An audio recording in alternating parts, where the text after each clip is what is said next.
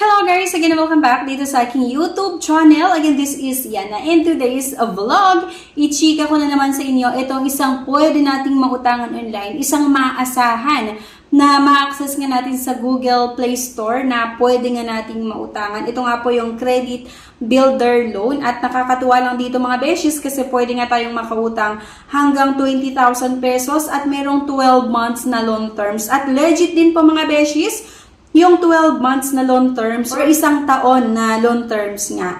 Pero bago ang lahat, kung ngayon ka lang nanood sa aking mga videos or lagi kang nanonood pero hindi ka pa nakakapag-subscribe, abay mag-subscribe ka na nga po para makasali sa ating weekly pa-Gcash giveaways at meron nga din po tayong pa-cellphone giveaways na ini-announce po natin every 25th of the month. At congratulations po sa winner natin last March, si Sir Yongko. Balang pag-uusapan nga natin mga beshes ay ang isang klaseng loan na ino-offer ng Tonic Bank. Ito nga po yung Credit Builder Loan. Nakakatuwa lang mga beshes kasi ito yung bagong update na nga nila na kung saan pwede tayong makahiram hanggang 20,000 pesos. At merong installment na hanggang 12 months or 6 months, 9 months, hanggang 12 months. So for example, 20,000 pesos yung utangin natin. Ang possible na magiging monthly amortization nga natin ay 2,100.53 pesos, di ba? So napakaganda ito mga beshes kasi di ba 12 months yung loan terms kaya mababa din talaga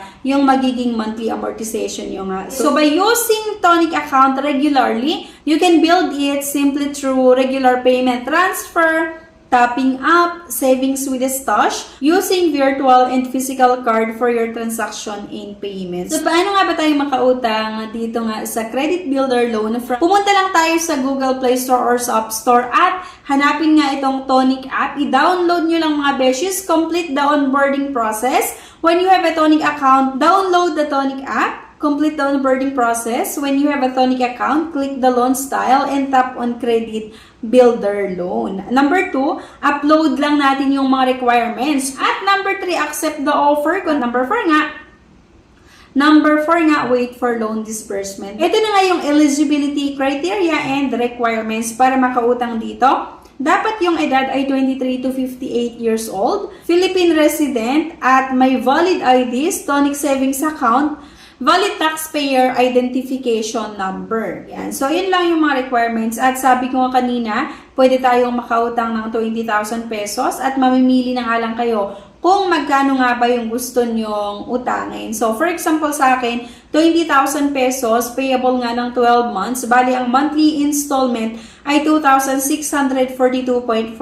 Actual amount may change. Note, Credit Builder Loan interest rate can be as low as 4.84% monthly add-on rate with payment terms of up to 12 months. So, maliban mga beses sa Credit Builder Loan, pwede nga rin tayong makapag-shop installment loan. So, dito naman sa shop installment loan, pwede kayong umutang hanggang 100,000 pesos when you visit our partner stores now and pay later. In-store shopping made quicker, easier, and better. Kung gusto niyo naman, pwede nga tayong mag-shop installment loan. Pwede nga kayong pumunta sa mall, sa mga partner store nga ng Tonic Bank, pwede kayong kumuha ng mga home appliances or mga gadgets like mga TV, refrigerator, laptop, oven, and washing machine, yung sample. Shop installment loan product features, purchase up to 3 items with 1 loan, di ba? And minimum of 10% down payment with 0 processing fees. Yun yung isa sa maganda dito kapag gusto nyong mag-shop installment loan. Kasi meron nga itong 0 processing fees at pwede tayong kumuha ng 3 items with 1 loan lang. Fixed monthly interest rate of 4.5%.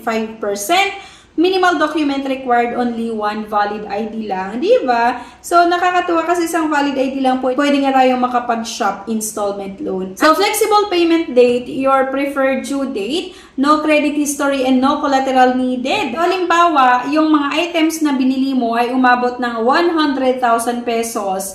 Meron nga itong 3 months, 6 months hanggang 9 months at 12 months na loan terms. Ang possible nga po na magiging monthly amortization natin ay 10,966.62. Actual amount may change. Note, shop installment loan annual percentage rate is at 54%. Minimal loan installment term is 3 months and maximum is 12 months. So, yun lang. At kung sakali nga na gusto nating umutang dito sa Tonic Bank, yung iba't ibang klaseng loan na ino-offer nila, like yung credit builder loan or shop installment loan, pupunta na tayo sa Google Play Store at i-search ngayong Tonic, i-download at mag-create ng account. Kasi para nga makautang tayo dito, dapat meron tayong existing account nga sa Tonic Bank. Pwede na nating simulan yung journey nga natin sa pangungutang dito sa bank na ito or digital bank na ito. Ayan. So anyway guys, thank you for watching. Please don't forget to click the subscribe button. Sana like nyo din yung ating videos at huwag nyong kalimutan na i-share. Thank you at see you on my next video. Bye-bye!